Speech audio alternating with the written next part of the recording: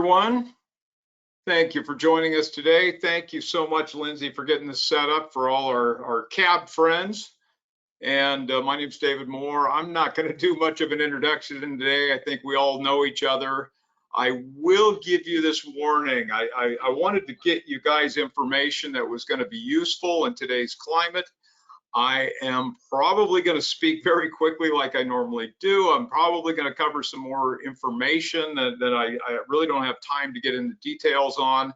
I typically sort of joke that I guess it's my job to get you guys the information that's going to give you an opportunity to understand what is possible and maybe confuse you to the point that you know you need me. So we're going to have some fun. We're going to talk about some different things going on. We're going to talk about the market today, talk about some fallacies of the 1031 world, and just how to deal with some stuff. And really, even, and I don't want to bore you with the details of basis and gain, but it's one of those things where in a recessionary time, people might lose a property, a foreclosure, or short sale, and they think, well, I don't have any tax consequence, and that's not the case at all. I mean, it's possible to lose a property of foreclosure and actually have a tax consequence there due to something called phantom gain. So we'll talk about that, and really the main thing is, more than ever, I think it's critical that people ask me all the time when they should think about an exchange. I'm going to tell you, when you buy something, but at latest when you contemplate a sale. And I'll just put a warning out before we get started. Even though this tax code's over 100 years old at this point, people still call us up a day after something's closed. And whether we're talking about a delayed exchange, you might have a transaction you're working on, everything looks like it's going to close, the sale, the relinquished property closed first, and you're going to buy the other. You've done a great job of timing the transaction, and you're thinking, hey, we're going to wire funds from the relinquished property and the replacement property's purchase, and then something happens with that sale property. Now you've got to reverse, and you might think, well, okay, we'll just buy it and then set it, we'll do a reverse exchange. We can't buy a property and then later set it up as a reverse. The taxpayer cannot own the relinquished and replacement property simultaneously. So whether we're talking about a delayed exchange or we're talking about a reverse exchange, you need to engage the accommodator before anything closes. And the other thing that's really coming up, we're going to talk about installment sales, but it really comes up a lot right now. I mean, we hadn't seen seller finance much in a decade probably. And now it's all over the place. And I just really, for those of you that haven't looked at our YouTube channel, please take a look at it if you're looking for details on different topics, different aspects of today's presentation. But the reason I bring up the YouTube stuff is you're going to see things on seller carry all over right now. And I think there's a couple different investment groups that just think, hey, they got their gurus talking about how great these things are for obviously the buyer, but they also think it's great for the seller too.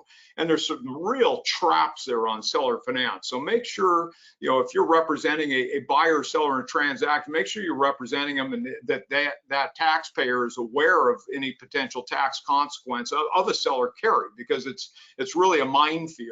And when we're seeing transactions pitched to sellers where they're saying, hey, the tax consequence on the installment sale isn't until the note's paid, or they're going to have blind assumptions on the note because these people are quote unquote wholesalers, and they just want to control the asset and then have that paper transferred to the ultimate owner of the thing. So it's one of those things where we're looking at a time where deals are harder to get done, and people are coming out of the woodwork with all these great ideas that aren't very great. So we're going to just set some basics of the exchange, and then we're going to talk through some more complicated topics. We will talk about basis gain. We're going to talk about phantom gain, as I said.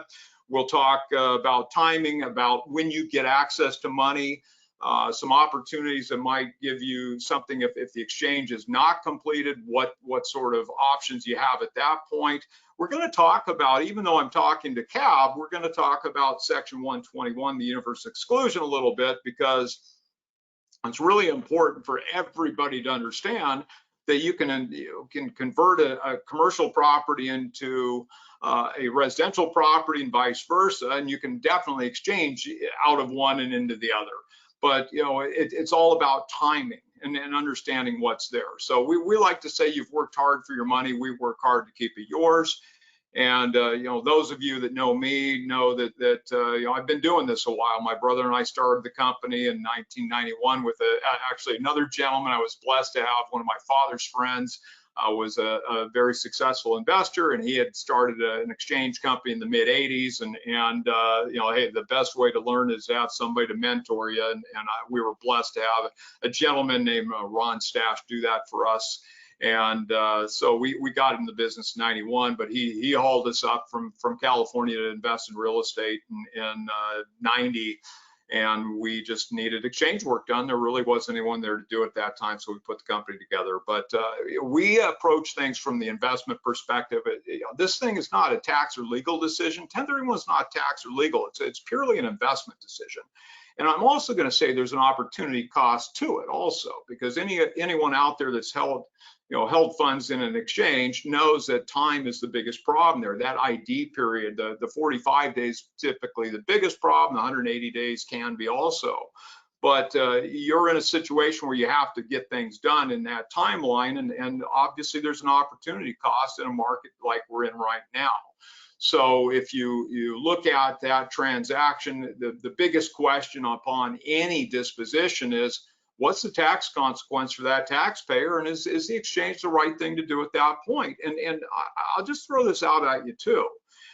You know, tax exposure is one thing, actual taxes owed is quite another. So we like to say we're one member of a successful team of investment professionals.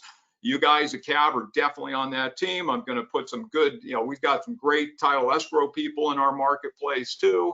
And I would say that you know, good tax and legal people are critical. Tax people, I think, are the most important. But you don't want to be paying somebody to learn this stuff. You want to be, you know, paying somebody to, you know, that knows it, to take a position on your behalf on these things. So, you know, get a good team there, good finance people, property managers. You know, it's sort of interesting to me. I think, you know, with management through the years, it's sort of interesting to me to see, you know, so often we might have a management company that forgets they're working for the owner of the asset, and you know, they have much more contact with the tenants. So it's really important that, you know, we're working with people that are taking care of, you know, we the property owner, we the investor, and you know, really looking at these things, you know, from start to finish. And you know, think about the options when you approach somebody for a listing, when you're talking to them about what they've got, what is it, what do they want it to be, where are they today, where do they want to be in 2, 5, or 10 years. And that's what we're about. We're not a transactional company. We're about relationships. We want to know where they are and where they want to be, and we're going to work to get those people there. So that's why we talk about, you know, we work hard to keep people's money there. And just one last comment. If you're not aware of it, if you've got somebody that says, hey, you know, I wish I had some money to go jump on this real estate investment or that real estate investment, they don't, ask them if they've got a retirement account. Ask them if they've got funds in a retirement account they'd like to use in real estate. And we can help them with that through our sister company IRA Advantage. So you know, really look at things, and self-directed retirement accounts, whether they're 401k plans or IRAs, they're no different. The rules are no different than any other Wall Street IRA.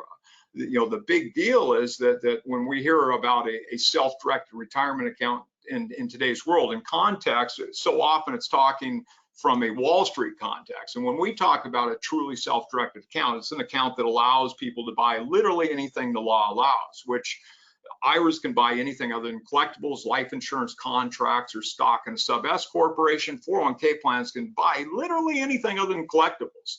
So, you know, what you're buying has just got to be for investment purposes. So, you know, that once again is another topic for another day. But I just want to throw that out. If you're talking to somebody that's wanting to, you know, buy something and they think they don't have the money to get it done, or maybe they've got, you know, let's say they want to go out and buy that $2 million property and they've got, you know, enough to buy, you know, $1.5 million of it, and they want to add retirement funds to that purchase, they can do that. And we're going to talk about 2 different ways to do that also in this hour. So I better get off the title page and get moving. So why do we even think about this? I mean, why do we think about an exchange? if you're selling a home in today's world, you got to understand Section 121 got put in place in 1997, and 121 gives somebody, a taxpayer, individually a $250,000 exclusion on gain, a married couple a $500,000 exclusion on gain. Now that meant something in 1997 dollars. It means absolutely nothing today. So we've got lots of situations where we'll convert a primary residence into an investment property, or through seasoning and time, or you look at the number of people working out of their home, and you guys might be doing this too. After COVID, you might take a piece of your home and treat it as a home office. When you sell that home, what are you selling? You're selling something that's 121, the primary residence component, anything you've lived in for 2 out of the preceding 5, and you're going to also be selling 1031 property, the home office component. An easier thing to look at might be a duplex, half owner occupied, or maybe you've got a large estate and you've got the home and the acreage. And so where I'm going with this is you can relinquish or receive properties that are mixed use. You can have an allocation. It could be a single sale or a single purchase with allocations residential, allocations investment. But when we're looking at those gains, that 121 piece gives you the 250 or 500 exclusion. And gains are just, I mean, they're, especially with inflation, you look at what's going on here. So gain is simply a calculation. It's the difference between your basis and your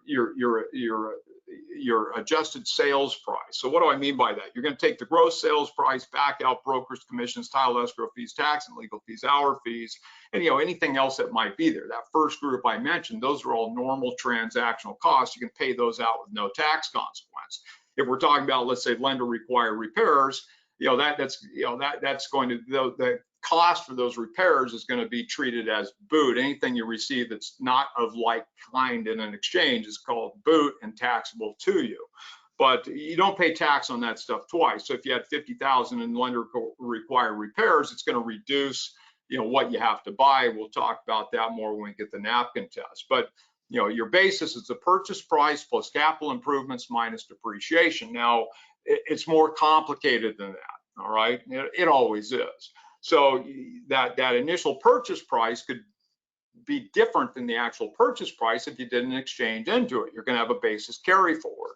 If you had sold a home and bought a new home within 2 years pre-1997, that was a 1034. That was a basis carry forward. 1033, involuntary conversion. That's a basis carry forward. If I gave you a property, your basis is what my basis was in that property. If I passed away and you inherited the property from me, at least in today's world and for future context, this presentation is occurring December of 2023, and we still have the stepped up basis. So I think it's very important to understand that thing's there. It's a wonderful tool. And there's a saying in the exchange world, swap till you drop. And because some people say, well, hey, I'm going to have to pay the tax at some point anyway. Why not pay it today? And for those people, I'll often ask them, well, do you have an IRA? Do you have a 401k? Oh, yeah, I've got one of those. Well, why? Because that's just a tax deferral mechanism. And actually, if you look at 1031, it's just an IRA or 401k for real estate, but it's better because when we're looking at a retirement account, whatever's in there has to come out at some point. And when it comes out, it's going to be taxed as normal income tax. So you've got to really look at what's happening and how you get those funds out. And I get a kick out of one of the objections that a lot of Wall Street advisors have for taking and using an IRA 401k to buy real estate is they say, well, gee, what happens when you reach that RMD, required minimum distribution age, 72, let's say, and now you've got to take things out. What if you don't have any money to take that distribution? Well, you just simply take an in-kind distribution. You can buy a property that you want to retire into even. Let's say you want to buy a place at the beach with a retirement account. At some point, you just start taking that thing as a distribution. You think, well, okay, I can take the whole thing as a distribution. If you do that, what you've taken is the equity in the property. If you take a minority interest distribution, it's better because, well, number one, what's property worth, all right? So, it's always subjective, and then we've got a pretty high profile court case going on right now on property valuations. But my youngest brother, if you've gone to our seminars before, you've heard me say my youngest brother's an MAI appraiser. And I said, well, hey, Greg, how do you know when you've done the right job? He says, hey, nobody's too happy or too mad. So if you've got a sale, you've got a buyer seller agreeing to a value. But I'm sure the brokers on this call, every one of you has probably had problems with a transaction at some point based upon appraisal. So, you've got a subjective valuation, and then it gets actually even better if we take in-kind distributions with an IRA 401k, because, if you're taking a minority interest, when you gift things, this is something that happens all the time. I see somebody just gift a property or quit claim a property to somebody. What did you just do? You just gave them all the equity in the property. So in estate planning, it's common for people to gift minority interests in an asset. And by gifting a minority interest in that asset, you're able to discount that gift by up to 40%. Well, we can use that same thing in distributions with IRAs and 401k plans. So, sorry, got a little bit out on that, but hey, it's all good information. I think it's important for people to understand what's possible out there. So that purchase price varies depending on how you got the property, whether you pulled money out of your pocket to buy it, whether you exchanged into it, whether you rolled into it via 1033, or in the old days 1034, it was gifted to you, or you inherited. That's all going to impact that initial quote unquote purchase price. And then you've got the capital improvements going to be added to that number. Capital improvements, I'll talk to somebody and say, well, gee, during the time you own it, every time somebody buys a property, there's money put into this thing. So was that money, was it capitalized or expensed? The expense that you wrote it off, you capitalize it, increases the basis. And then you've got depreciation taken. If it's land you're not doing, or if you got something that's, maybe not rented out, but if we're looking, let's say, an apartment building, you got 27.5-year depreciation schedule. And I'll talk to somebody that never took the depreciation. Well, I don't have any recapture because I didn't take depreciation. Well, was it rented? What's the government's position on depreciation? You should have taken it, therefore you did. So once again, it's critical you've got great tax people, because these things can bite you if you're not aware of it. And I really just think tax people in today's world, especially with the government wanting to track every $600 transaction, I think they're some of the most important people in our life. Because as I said at the top, having tax exposure is one thing, actual taxes owed is quite another. So, having some boot, having something that's triggering some exposure, yeah, sure, you might have exposure there, but what do you do with it? So your gain is simply that adjusted sales price minus the basis. Where we have in recessionary times, and we've got lots of people that have never seen a bad day. We've got lots of people on this call that have been through a few different recessions, and I would say there's lots of people that go into these recessionary periods and might think they're invincible, and they realize they aren't afterwards. So phantom gain occurs when the debt exceeds the basis. So I'll say that again. In a foreclosure or short sale, what the government's going to treat is whatever's bigger. In a short sale, it could be the sales price or the debt, whatever's bigger in that thing, right? And you've got a situation where in a foreclosure, if the debt exceeds basis, that difference is actually called phantom gain. Now you look at a potential for an exchange. You're saying, Dave, but why would I have to do an exchange, or why would I have exposure? I just lost this thing. I lost everything. And that gain is attributable to the phantom gain. If the debt exceeds the basis, you've got tax exposure. Now, we took probably a decade cleaning up institutional 1031s after the last crash. And what I mean by that is somebody might have bought a property in institutional tick or something like that, where and a lot of them there was non-recourse debt, so it didn't beat up that person's actual ability to go get a new loan. But what would happen is we'd get a call that maybe some servicing agent is working with a group of investors to save the asset. The 11th hour, they take the property. And so we get a call, we'd say, hey, you have 24 hours, this thing's going to be lost to foreclosure. And we'd have to slam our stop everything we're doing, get the exchanges taking place. We transfer the assets from the taxpayer to us pre-foreclosure. When it's foreclosed, it was ours, not theirs. So your 45 and 180 started the transfer from the taxpayer to us, not at the foreclosure date. Now you're thinking, well, why would I do that? And it's pretty simple, because you've got a choice in that situation. You lose the asset and pay tax for the privilege of doing that. And what are we looking at, tax-wise? we're looking at pretty substantial hits typically. I mean, you're looking at 20% on appreciation, 25% potentially in depreciation recapture, depending on states. You could have, from 9 to 11, 12%. If you're Washington, you don't have any state tax on there, but and then you've got another 3.8 the healthcare tax on top of that. So, look at that number, add it up. Doesn't take much to realize that you're knocking on the door at close to, with depreciation recapture, up to 40%. Let me ask you this: even in today's world, and in recessionary times, we typically will see maybe a reduction in equity, we'll see a reduction in loan to value. But what are you, when you're talking to your lenders today, what kind of LTVs are you looking for or looking at, loan to value? And if you look at almost, if you look at AMTs and normal income tax, you could lose half of it to tax. So even if you're paying, maybe you're getting 65% loan to value, that's the same as paying 35% in tax, but you're getting something for that. So I would just say that even if you're working with a client that's having a problem losing a property foreclosure, they need to talk to their tax people, understand their tax obligation, understand what's possible to go forward, and it might be best for them to do an exchange even in that situation. It's really sort of funny because when that property goes away, we don't get any money. And really, like I said, the taxpayers got the option. They're going to pull money out of their pocket to pay tax, or they're going to pull potentially less money out to go buy something with you. And that's what happened after the last crash. We did lots of transactions that way. And it's just, it's an ugly deal, but I just want you guys to be aware that that's something that does come up, and really understand, what you're, if you're the broker, understand what your taxpayers are typically or potentially facing. So this slide is really important to understand too. If you start an exchange, we're once again December of 2023. Somebody starts an exchange right now, and if they they enter the exchange, and let's say they have no intent to do a complete it, well, then the taxes for the transaction are going to be owed in the 2023 tax year.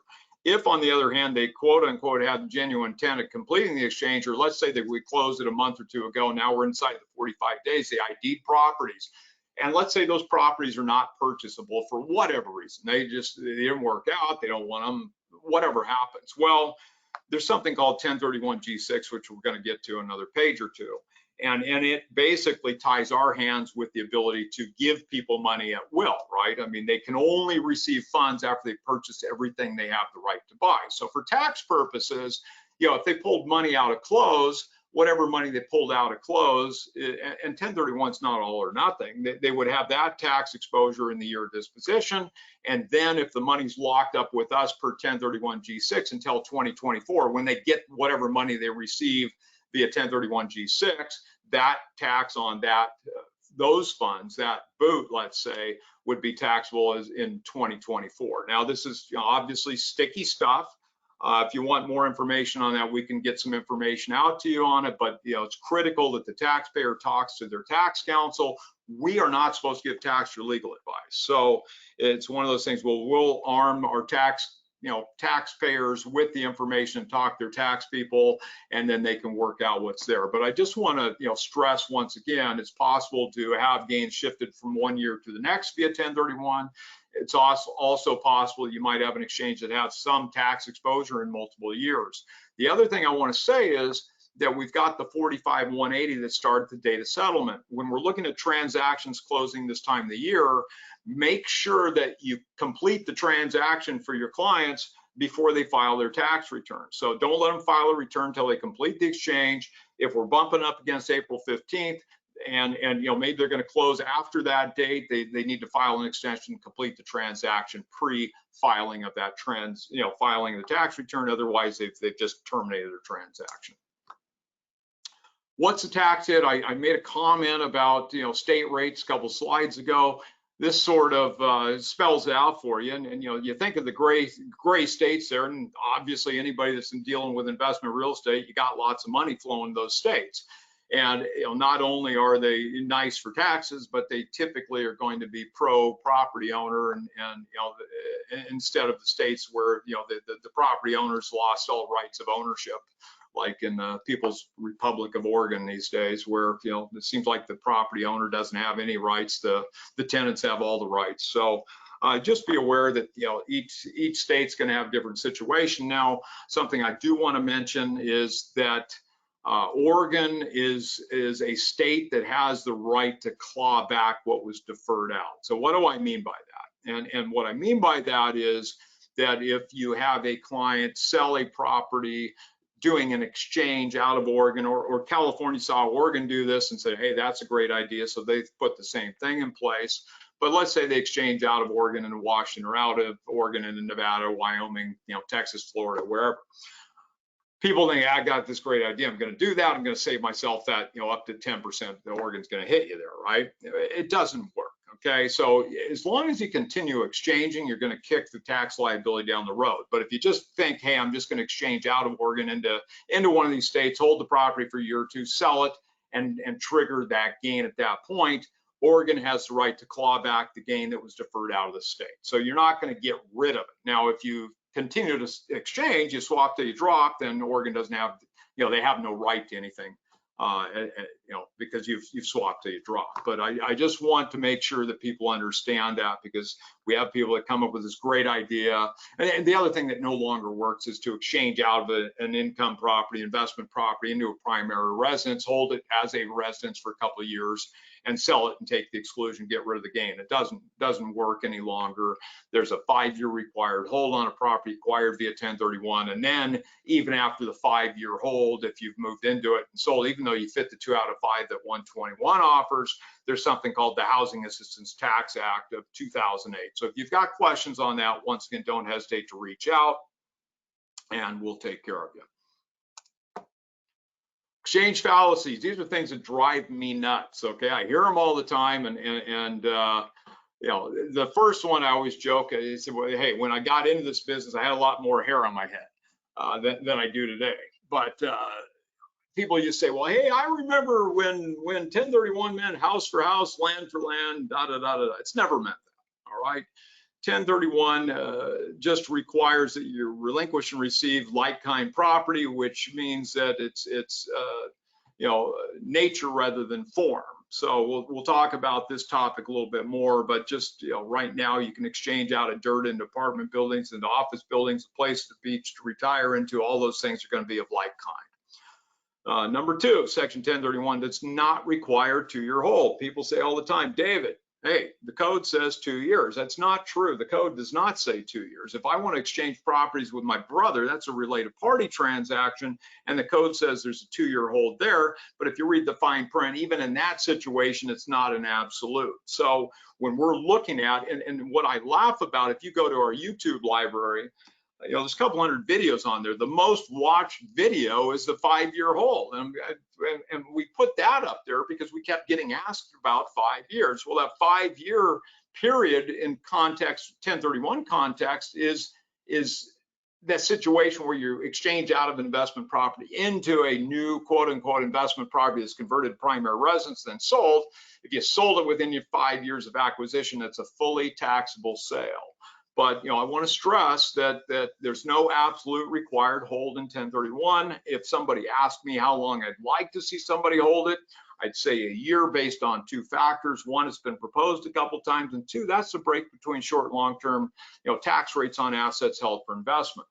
So I can give you a court case where 4 months was long enough. I don't really like that court case, but it's there. So who makes that decision? It's not you, the broker. It's not me. It's the taxpayer and their tax counsel. So it's really critical. Once again, they have great tax counsel, and I'll arm them with the information, what's there, but they need to make the decision on how long is long enough. And you think about just a couple of years ago when we went into COVID and what happened there. We had people maybe that just bought an apartment building, and then then the queen in the state decided, well, the tenants didn't have to pay. Well, who told the bank to sit back? And they can't afford to keep it. So we had people that held the thing for maybe a couple of months and they couldn't afford to keep it. They had to exchange out of it.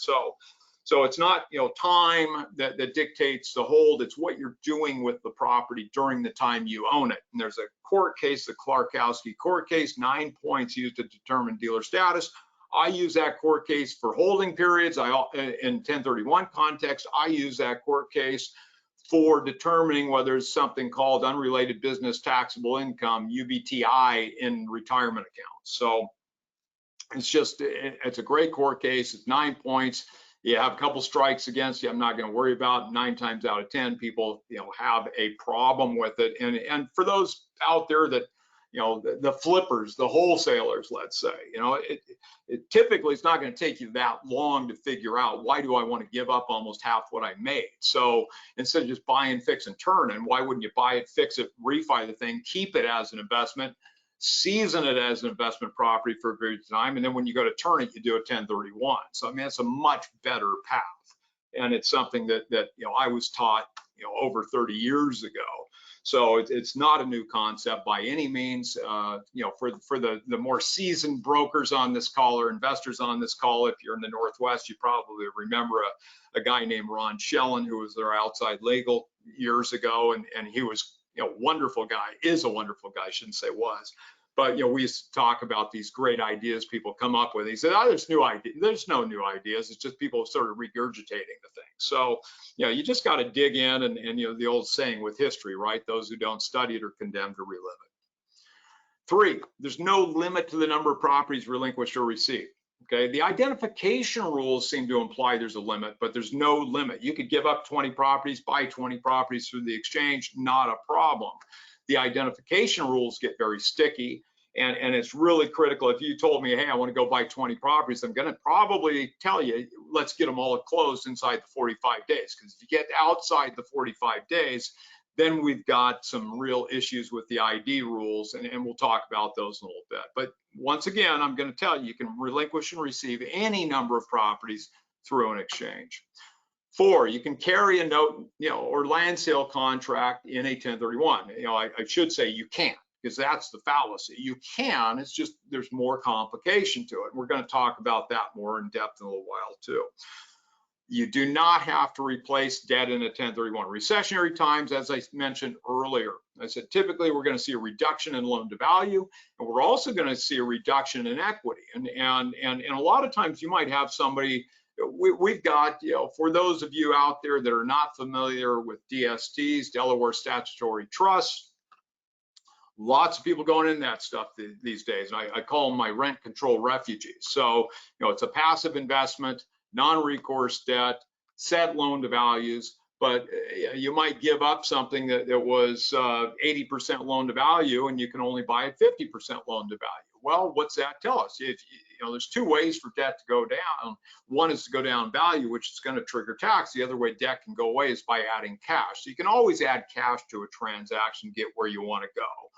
So, don't worry about if you've been told, hey, you got to replace the debt. You don't have to replace the debt. You can give up something that's $1 million property with $500,000 in debt, and if you go out and buy a new $1 million property, buy it outright, you're totally fine. You don't have to pay down the relinquished property pre-disposition. So this is just one of those things I hear over and over and over again. It just drives me nuts. Finally, 1031 is not all or nothing. So think of it from the context, every dollar you spend over your basis represents tax deferred gain. Get your clients what they want. Don't worry about all or nothing. If they don't, they sell, I've got a slide later we're going to talk about the $3 million disposition, $1 million replacement. Well, the basis was $250, okay? So every dollar spent over the basis represents tax deferred gain. It's not all or nothing. And once again, back to my comment on exposure, don't use your tax people April 10th. Call them up right now. If you're selling stuff, or maybe you sold stuff this year, maybe you had some boot, maybe you just sold. Look at your world today and understand, hey, I've got these gains. Maybe I can, sell some stocks and have some losses over here. And it all comes back to, your global world in a given year. Gains can be offset with losses. I'll warn you that one of the problems with IRAs and 401k plans, once again, you're not looking at gain and loss, you're just looking at income on distribution. So that doesn't work that way. But if you've got money out of your pocket into Wall Street, you can realize a loss to offset a gain here, or vice versa. That's all going to be possible. Conversion of properties. Now, we talked about this a little earlier. So I'm going to say, what do you have and what do you want? and it's a question of conversion via, through the exchange or converting an asset predisposition or post-acquisition. So you could have a situation where you've got a home, a high value home, your basis and it's very small, 121 doesn't cover it. I'm going to tell you to move out of the property, hold it, season it as an investment. After you've seasoned it for the reasonable period of time, what you and your tax people deem is acceptable, you sell the property, and I'll tell you, as long as you sell it within 3 years of moving out of it, you're still going to fit the 2 out of 5. You're still entitled to the exclusion. The overages go 1031. On the other hand, if you want to exchange into multiple properties, one of which is at some point to become a primary residence, you're going to buy the property, you're going to hold it as investment for a period of time before you move into it. So you can convert property from investment to residence, residence to investment, and we're just talking about seasoning periods back and forth. And this slide talks about those timelines. I mentioned earlier that I could give you a court case where 4 months was long enough. The resync case is just that case. So typically, I'll just say it again, typically I want to see a 1 year hold. I think you can hang your hat on that based upon the fact that 1031 has had 1 year proposed several times, and that's a break between short and long-term tax rates on assets held for investment. With that said, it really has to do with your intent when you bought the property, what you did with the property during the time of ownership. That's going to dictate the ultimate holding periods on these things. Basic knowledge of 1031. It's got to be an exchange. At the top, I mentioned, let's say you've done your job. You from the moment you talked to your investor, you found out exactly what they wanted. You went out and found that thing, and you negotiated the purchase. And by the way, you put the earnest money down, and just let us know when we go buy the property. We can reimburse you the earnest money at that time. You can leave the money in there. So don't think, hey, I put earnest money down, stuck in the transaction. Even reverse, once again, we're in a situation where money can come back to you through the transaction. So, think you're giving us something, we're giving you something back. You don't have. My first exposure to a 1031 was the application. All right, that's my background. And I remember my father was talking about a transaction. Well, one of his clients, a good friend, the guy I mentioned earlier, just Dad was talking about selling a property. He said, well, why are you selling it? Why don't you do an exchange? And Dad's like, well, how am I going to find somebody that has what I want and I have what they want, and similar value and equity, and it's mutually beneficial? It just doesn't happen. It used to happen all the time. I mean, because you didn't have other options. You didn't have accommodators, facilitators, intermediaries to take care of that thing. And really, if you think of what we do, you're just paying us a fee to take your sale and purchase and turn it into an exchange. So you're giving us something, we got to give you something back. What's relinquished and received have got to be of like kind. We talked about that earlier. It's nature of the investment rather than form. Any real property held for investments like kind with any real property acquired with the intent to hold for investment. I just realized I need to mention, for those of you on this call that want Oregon continuing education, if you're watching, I'd love to give you some CE, but I can't. It's got to be a 3-hour minimum. So in an hour, if you're an Oregon broker, you want CE for this presentation, please reach out to CMOORE, C-M-O-O-R-E at 1031exchange.com. And if you got questions, you can reach out to her too, and we'll get back to you on that stuff. But she'll get you the CE. She's going to have some questions for you. We could get you the continuing education for you and on this class today. But anyway, so like kind. 3, we've got to satisfy the napkin test, which in a nutshell says you're going to cross her up in value and equity between the relinquished and the replacement property or properties. And then we've got to have continuity of vesting. The biggest headache in any exchange is time. The second biggest problem is typically vesting. And then it's just one of those situations where if we're looking at, Oregon, for example, we're not a community property state. So even spouses that are members of an LLC, that's a legal partnership.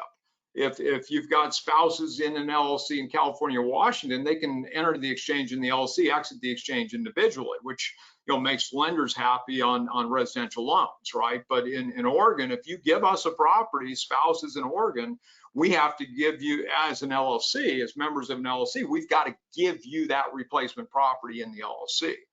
More often what happens is, let's say 5 of us go buy a building, and now, how often do the 5 of us want to own it into perpetuity? It's not going to happen. So when I said at the top, I want you to think about a disposition or the exchange when you go, when you're buying the thing, is because if 5 of us own a building and we are going to sell it, what's the likelihood all 5 of us want to go forward? If 1 of us wants to go someplace else, or 2 of us, or 3 of us, partnership interests don't qualify for 1031. So the entity can do the exchange, the members can't. And to further complicate, if we look at C Corps, S Corps, just distributing the interest triggers tax and nullifies any benefit of the exchange.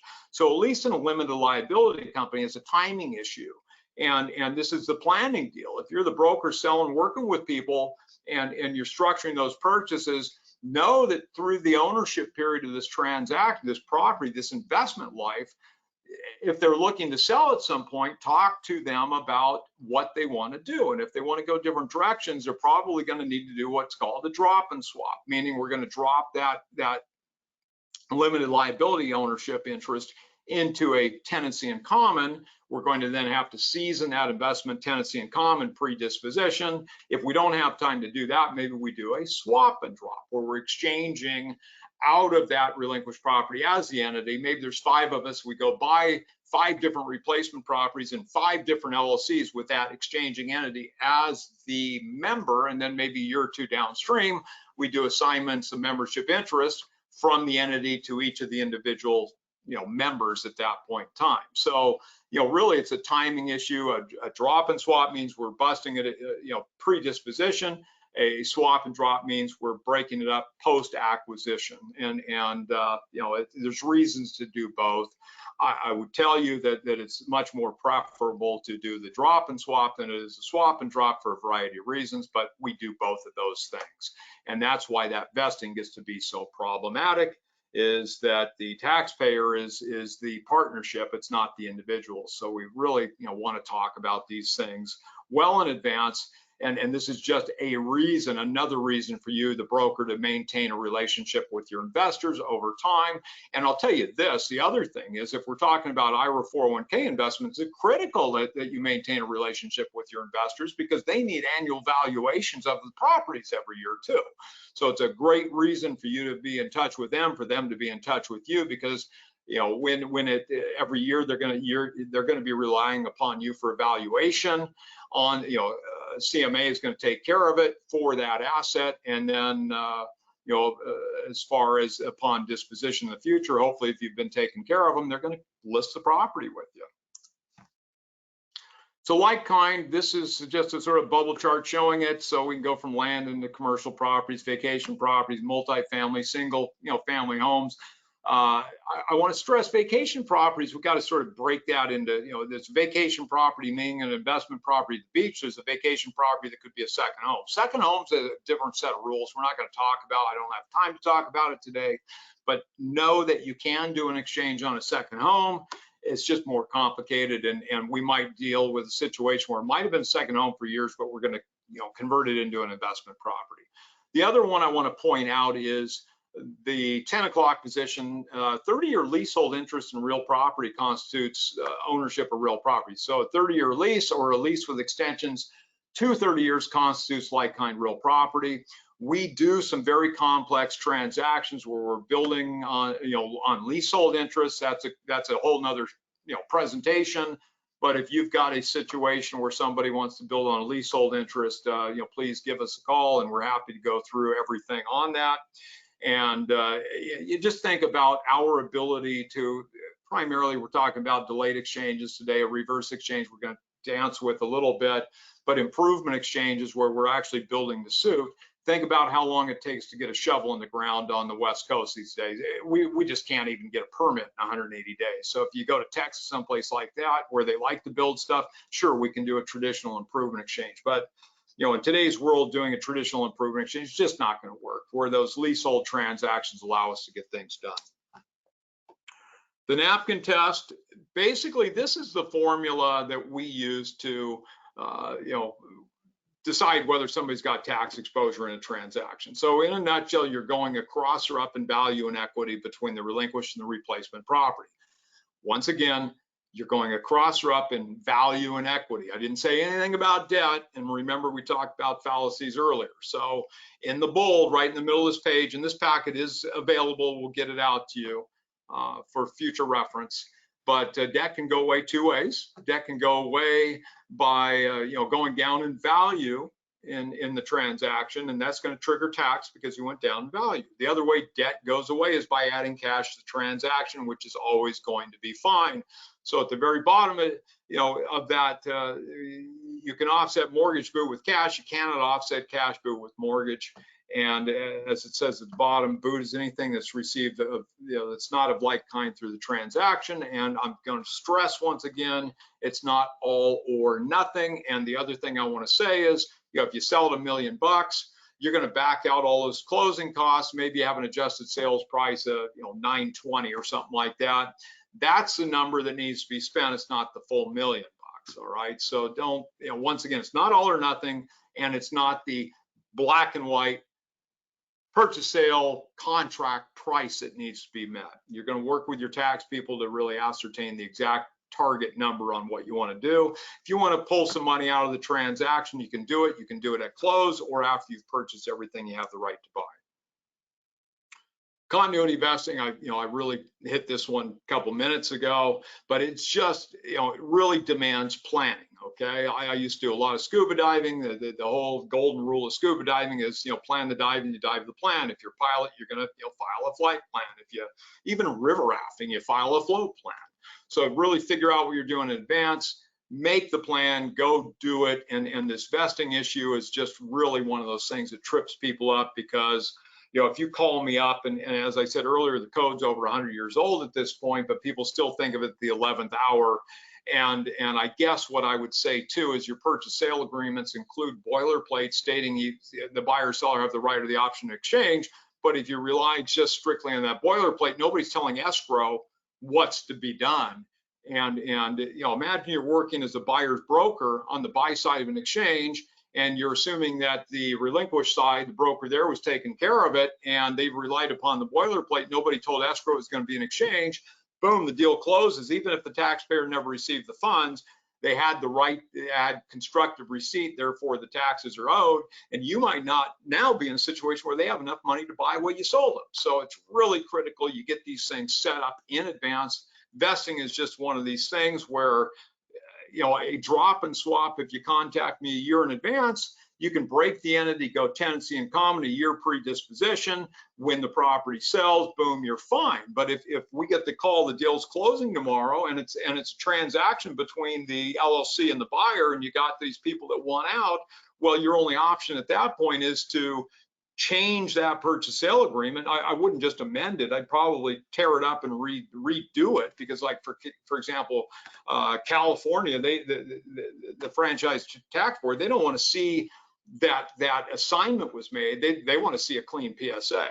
But you can't get around the fact that it was deeded from the entity to the individuals at close. So you just have that transaction, the PSA's change, and you instruct escrow to make that change. And you did drop it into a tick predisposition, but it's pretty hard to argue you held it for investment predisposition personally. I mean, the entity held it, but you didn't. So just be aware of that. And that's what we're, this page, partnership exchange, where we're talking about the drop and swap, swap and drop. And this is, like I said, it's the second biggest problem in 1031, second only to timing.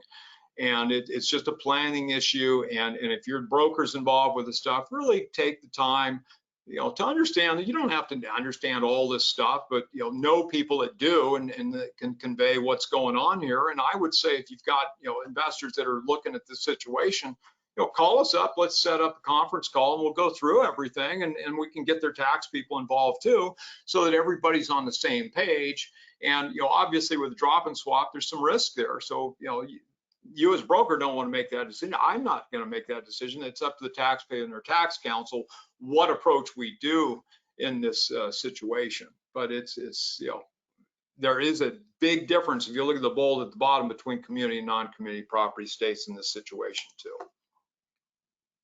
1031 G6, when can I get money in a transaction?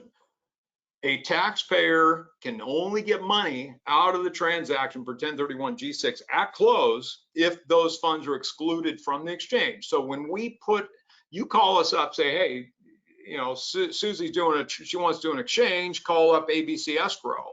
What we need to get started is we need to know who our client is, their name, address, phone number, email address. We need to know who's handling the escrow number, the phone number, email address. We're going to reach out to escrow, get a copy of the purchase sale agreement, the title report, and we're going to draw up an exchange agreement. And that spells out all the terms, conditions of the exchange. We're going to draw an assignment agreement, which is the contract that allows us to step in, assuming all rights and obligations of the taxpayer as the seller of the relinquished property and buyer of the replacement property. And we're going to put escrow instructions together telling escrow what to do. And really, in a nutshell, what we're telling escrow to do is put us on the documents as a seller. We don't have to be in the chain of title. The only time we're in the chain of title is in a reverse exchange or improvement exchange. But the taxpayer, when they close, is going to be signing read and approved as the exchanger. We sign as a seller. So in our assignment agreement, if somebody wants to pull $50,000 out of the transaction, for example, in our assignment agreement, there's a paragraph in there to ask whether they'd like to retain any taxable proceeds. If so, how much? And they would put in there $50,000, and that's excluded from the exchange by contract. And so they have the right to those funds, and they can walk out escrow with the money. Now, if that was not done, if it was not excluded from the exchange contractually, and they just walk out escrow with a 50K, their exchange is vulnerable because it's not in compliance with 1031-G6. So it's really important that if they want money out at close, it's per the assignment agreement in there, it's excluded from that transaction. The money gets to us. If it gets to us, we can't give you the money until after the 45th day, because we can't let funds out after it's gotten to us till the taxpayers have received all funds they have the right to buy. Now, why that's critical to you as a broker is this, or you as an investor is this. Imagine we get to the 45th day and you just identify some. This is the next piece, okay? So let's say you just ID something just in case. Well, I couldn't really find what I wanted, so I just identified this thing over in the hills just in case I want it, right? So now you identified that. Now we're outside. And by the way, you can ID something day 10, ID something day 20, ID something on 30. Doesn't matter. What we have on 45th, that's that identification. Now, let's say on day 60, you find what you really want. Now you don't want that stuff. Now you say, okay, David, hey, I want my money out of the exchange. I'm not going to buy anything I identified, so give me my money so I can go buy this thing I really want. We can't give you the money. I'm going to say that again. 1031-G6, it's not a company policy in any exchange. There's something in the exchange world. So the Federation of Exchange Accommodators is the organization that's our trade group. And they like to say the accommodating accommodator. Okay, it's not a company policy. It's code. Okay, this is the way it is. And if you're working with an exchange company that's just going to give you money at any time, that exchange, every exchange done by that company is invalid. I'll say that again. Any exchange done by a company that does not honor 1031-G6 is invalid, period. So if it's been ID'd and we're outside the 45 days, now that money's stuck with us till day 181. So it's really important. I'm going to tell you this, on the 45th day, you're committed to completing the transaction, or you should terminate the transaction, period, at that time. If you've identified something, rescind it pre-45, and we can give you the money on day 46, and you can go do what you want to do. All right.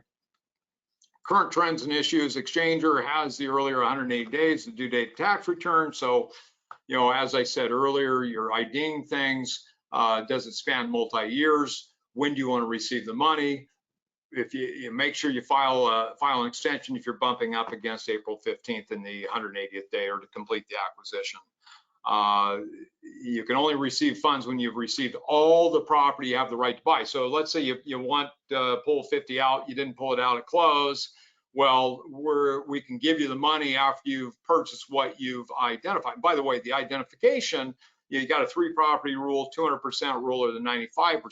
The 3 property rule says you can ID up to 3 properties of any value. Identification just means you're giving an unambiguous description of the property or properties you intend to buy. If you're buying a fractional interest, you need to identify that approximate portion you're buying. Don't ID the whole thing if you're buying 20% of it. Okay, if you ID the whole thing, you better get 51% of it. So when you're buying a piece of something, identify the portion that you intend to buy. After you've purchased everything, you have the right to buy. We can then let the money out. So the 3 property rule is pretty straightforward. 200% rule says you can ID more than 3 properties. The total value of the property's ID can't exceed 200% of the relinquished property's value. If the property's listed, does the list price, is that what it's worth? I mean, you've got a subjective valuation there on the 200%. The 95% rule says, well, you can ID more than 3 properties. They can exceed 200% value, but you have to close 95% of the aggregate value of all properties ID. 95%, you got to close. I know some great brokers, but you want to, basically, you got to close everything you've identified. So just be aware these other rules are there. I made a comment at the top. If you gave up and received 20 properties, I'm going to encourage you to close them all inside that 45 days, because if you didn't close 95% of what you identified, the transaction's null and void. Okay. Another thing, we're doing lots of partial exchanges. Lots of people are sort of giving it a shot, buying 45 days just to see what's out there. We've got transactions that are not being completed. People are exchanging out of things, doing partial transactions, pulling some money out as boot. Maybe they're buying bigger things. Lots of DSTs and tenancy in common, institutional tenancy in common transactions. We're also combining qualified money, IRA 401k funds with 1031s.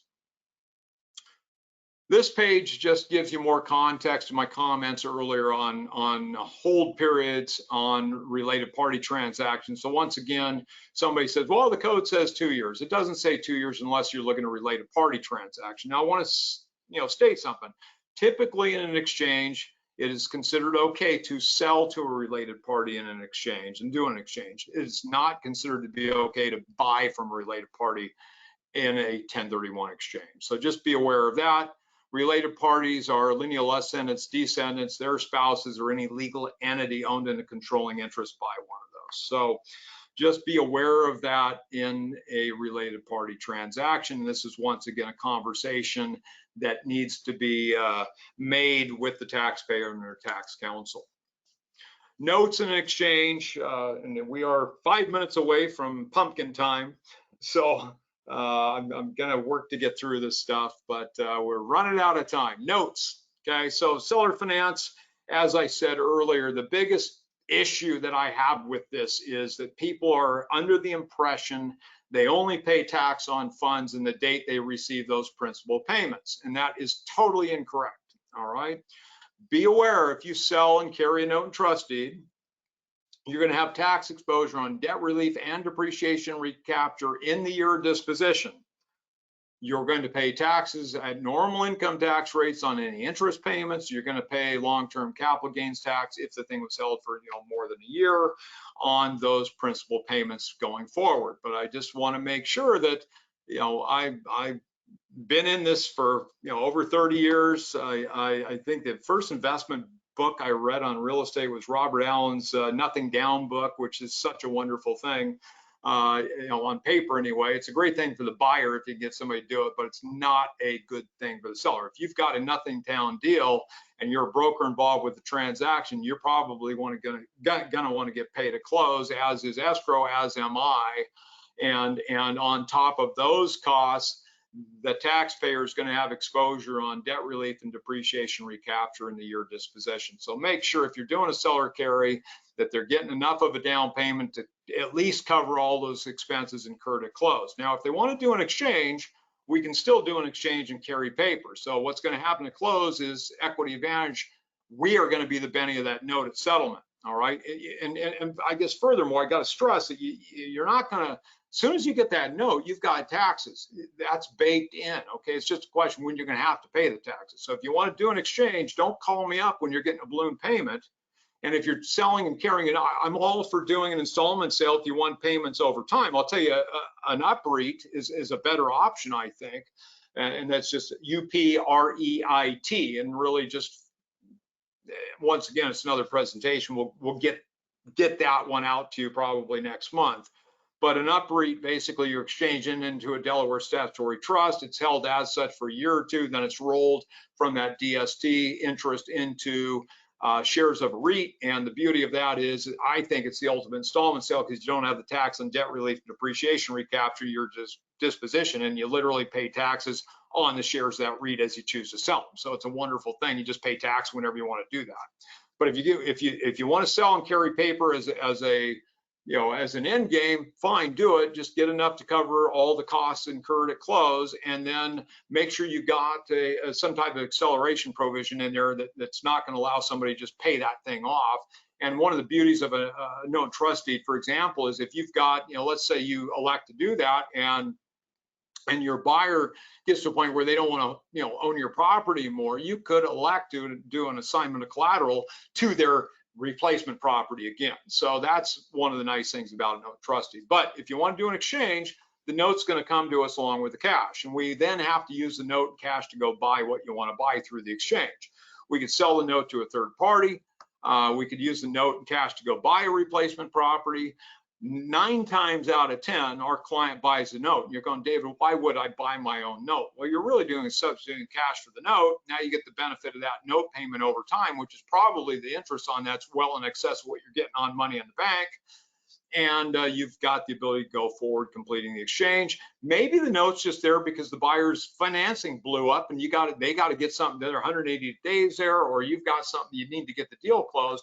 You could do a short-term carry, 30 days, 60 days, 90 days, whatever it is. So, the note comes to us once it's going to close. As soon as that note goes term, now we've got the cash to complete the transaction. And your fifth option is to just do a partial exchange. So that's 5 ways. For somebody who says you can't do an exchange carrying paper, that's 5 ways to handle paper in a 1031.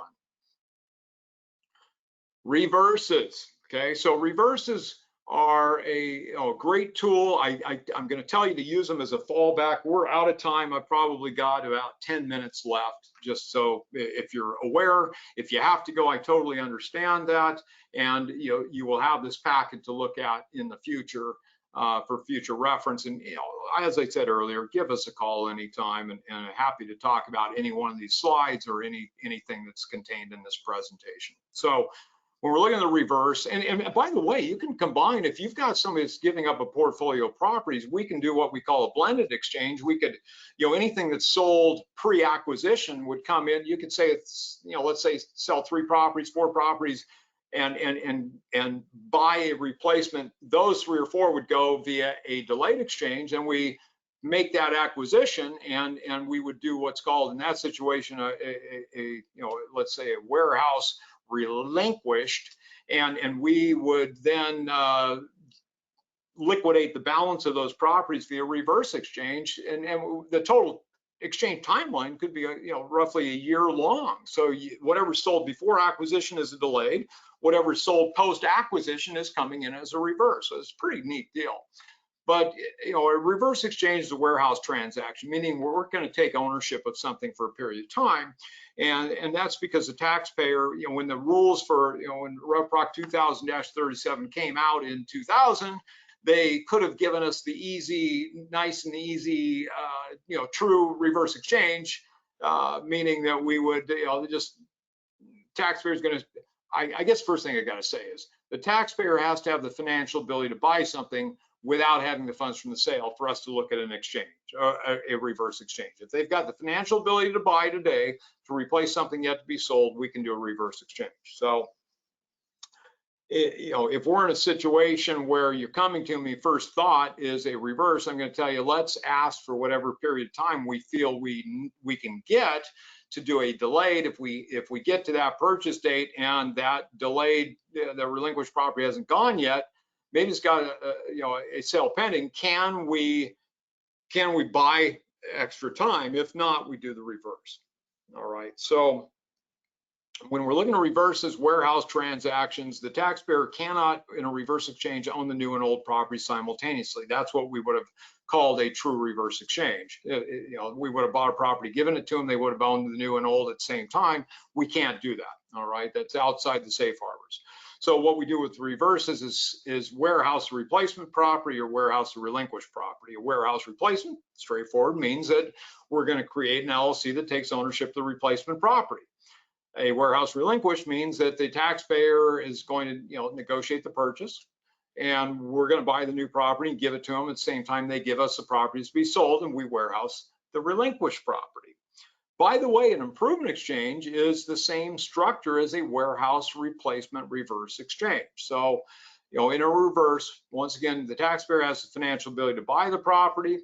They're going to show up at the purchase with the funds to buy it. We sign a note basically saying we borrowed the money from them. We close on that property in an LLC that I would, if we do a warehouse replacement, we're probably going to want to use a name if we can utilize assignment of membership interest to complete the exchange. We're going to want to create the LLC in a name that our taxpayer ultimately wants to own the asset in. So we will have closed on the purchase. We own the property. The taxpayer is managing the asset. If there's an upside to it, they get it. If there's a downside to it, they're on the hook for it. When their property or properties sell, as they sell, the proceeds come into us. We repay the debt that we have to them to the extent we can. Any additional funds would then be used to pay down debt on the replacement property. Then when we sold everything that wants to go away, we then transfer the replacement property to them. Now, what's a logical, you think about what I just said. We're buying a property in an LLC that we're the member of. So we need a lender, a portfolio lender that's going to allow that to happen. So think regional bank, not one of the big ones, because they don't have a box to check for reverse exchange or improvement exchange. So you're dealing with a portfolio lender. So, let's say, and typically when we're doing these things, I'm going to ask, okay, what's the value of the property going away? What's the purchase price of the property that's been acquired? How much debt do you have in the relinquished? How much money do you have to put down on the new one? If you've got as much or more to put down on the new one as what you expect to net from that future sale, we can do a warehouse relinquished reverse exchange. If you have less money to put down than what you have coming out of that future sale, it tells me that we either have to do a warehouse replacement, or if you're the broker, you're going to have to find them something else to buy with the excess funds, because we can only get them back money to the extent we owe them. And then as far as we cannot pay down debt on a property we've already transferred to them. So, if they have more net coming out of that future sale than what they loaned us to buy, they're either going to have tax exposure on the difference, or you can go buy additional property to eat up the balance of that money. And once again, we did a reverse out of that one portion, and from that date of disposition, we'd have the 45,180 to spend the balance of the money. But the other thing I want to mention is that the ID, sort of the timelines on a reverse are just like they are in a delay. From the date of acquisition, you've got 45 days to ID what's to be sold, 180 days to get rid of it. So on that current trends page, I talked about joint ownership of property, and there's two ways to combine personal money and plan money into a common property. And if we're doing a 1031 exchange, as we've been discussing, partnership interests are specifically prohibited from exchanging. So if we're looking at buying property jointly with retirement funds via 1031, we have to use tenancy in common structure. I honestly like tenancy in common better anyway, because if you look at a future disposition, the tenancy in common structure allows the retirement money to just go back in the retirement account at disposition, and you would do an exchange of your interest, the tenancy in common interest. The second option, as far as joining personal and planned money into a common investment, is via limited liability company. So if we're doing that, that's fine, but we can't acquire via 1031 because, once again, 1031 prohibits that partnership interest. So, we can do an exchange upon disposition for the entity, but we can't take those funds and break them up at that time of disposition. And I want to stress once again, because you might, if there are people out there that are familiar with self-directed accounts, you might think, well, David, aren't I a disqualified party to my retirement account? And the answer is yes. And I just want to stress that when we look at retirement accounts, it's a prohibited transaction to transact between or for the benefit of disqualified party, but it is not, I want to stress, it is not a prohibited transaction to transact along with a disqualified party.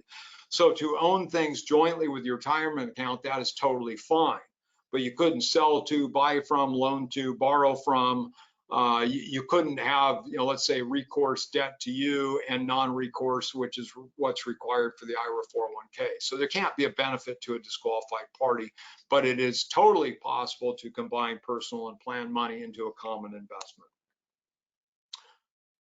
So let's say that your exchange blew up and you're just looking for the Hail Mary. What else can I do, David? What other options do I have? Or maybe you're selling a home with the gains in excess of the 250 or 500. I'm going to suggest you take a look at a qualified opportunity zone or an opportunity zone. If you want to know more about those, you can take a look once again at our YouTube channel. Just type in, Equity Advantage 1031 QO0Z. You're going to see a couple different video series, one with Connie Rathbone and me. She's a real estate lawyer, wonderful woman, and she has put a lot of work into this space.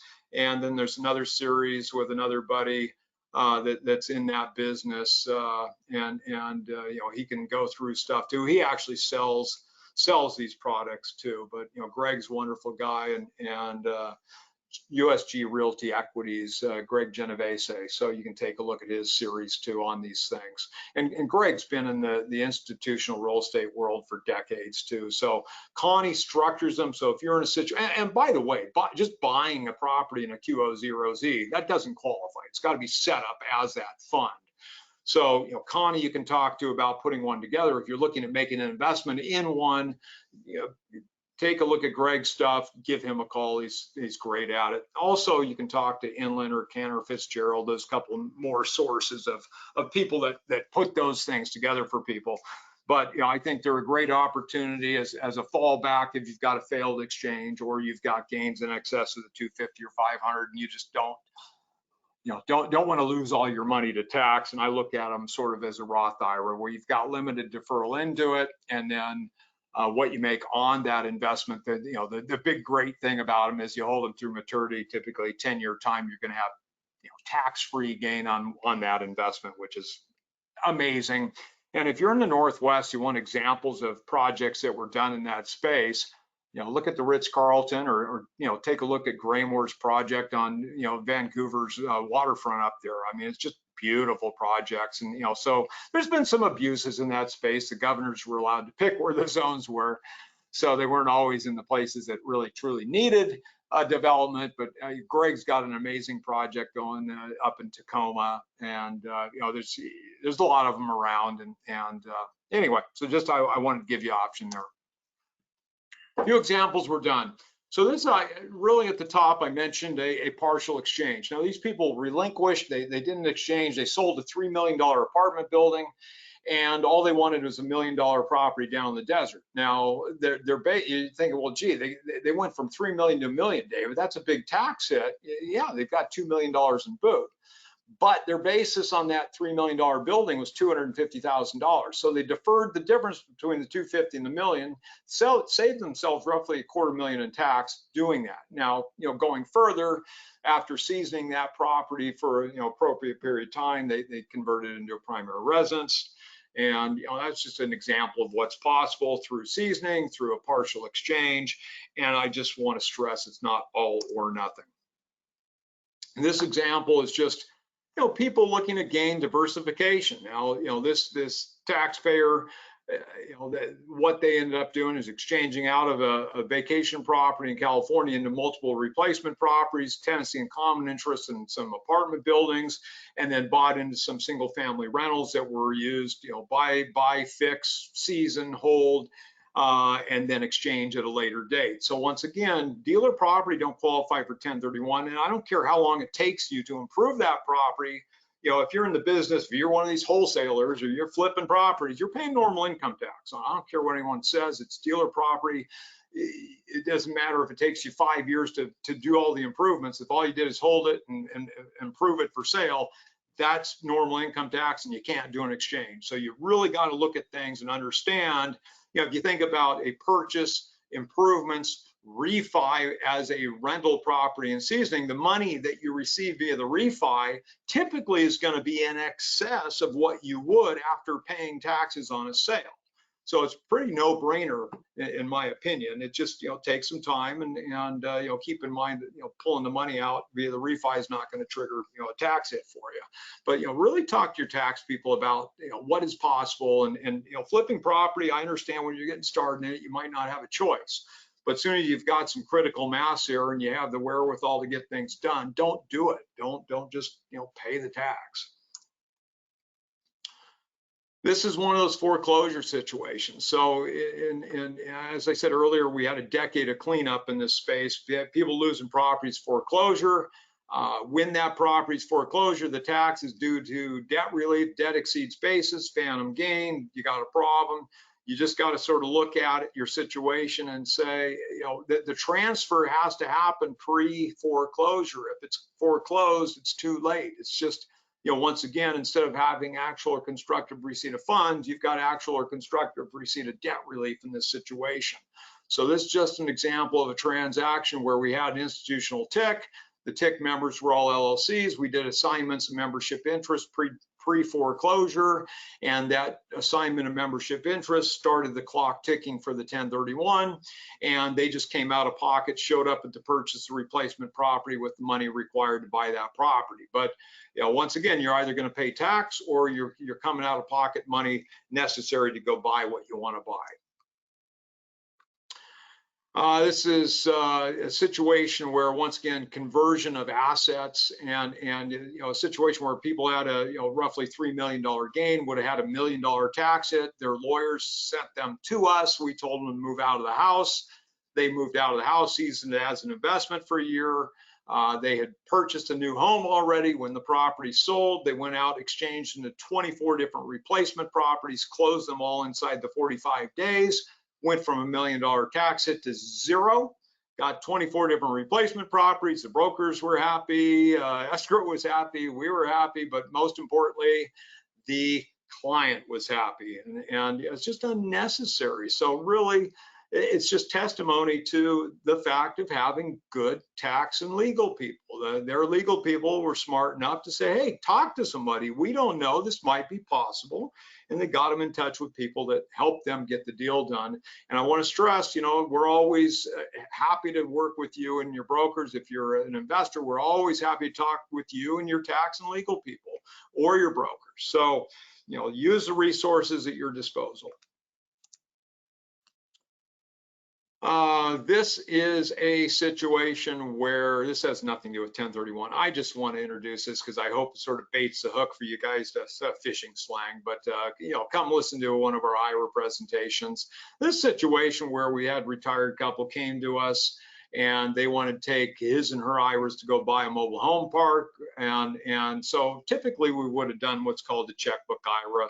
And in a nutshell, that just means we would roll each of their IRAs into self-directed IRAs and create a limited liability company that those IRAs, legally speaking, the trust company was, the members of that LLC, the trust company for benefit of each of their IRAs were the members of the LLC, and the LLC would then buy the property. Well, they then told us that they wanted to be the on-site managers and get compensation for that too. So they wanted to live there and be paid for it. Well, those two things mean that it would have constituted a prohibited transaction and treated all funds in their accounts as distributed, and a huge tax hit. So we shifted gears into something called a rollover business startup. So instead of using IRAs and LLCs, we used a 401k plan and a C corporation. So we moved each of their IRAs into a 401k plan. The 401k plan bought the shares of the corporation. The corporation bought the park, and away we go. So they now got an investment. They got a place to live and a job, all with that transaction. I just think that's a really cool example of what is possible, once again, in this space, and it's something that's just not very well known. I really look at IRAs, 401ks as very well kept secrets by whomever, and this stuff is not new. It's been possible since the advent of IRAs and 401ks in the mid-70s. Please like and subscribe to our YouTube channel. It really helps us out. If you are looking for content on something you can't buy it, let us know. Hook up to us on LinkedIn, Insta, Facebook, and and sign up for our newsletters if you haven't done so. and you'll be abreast of what we've got going on. The other reason, as far as the newsletters, why it's important is that we send out in 1031. There are extensions occasionally in 1031. Those extensions occur when there's a nationally, a national disaster, presidentially declared national disaster. So the newsletters will post, always get that information out on our different postings and via the newsletters when those extensions occur. Thank you very much for joining us today. And once again, if you need information, or you need CE, reach out to Seymour at 1031exchange.com. Thank you so much for joining us today. If you're in CAB, I can't wait to see you at the Evening of Excellence. It's going to be a great time, and we get to check out the new digs at the Ritz. So thank you. Happy holidays to everyone, and really look forward to seeing you soon. Hope you got some great nuggets of knowledge out of today's presentation. Thank you, David Moore, Equity Advantage. And once again, happy holidays. Bye-bye.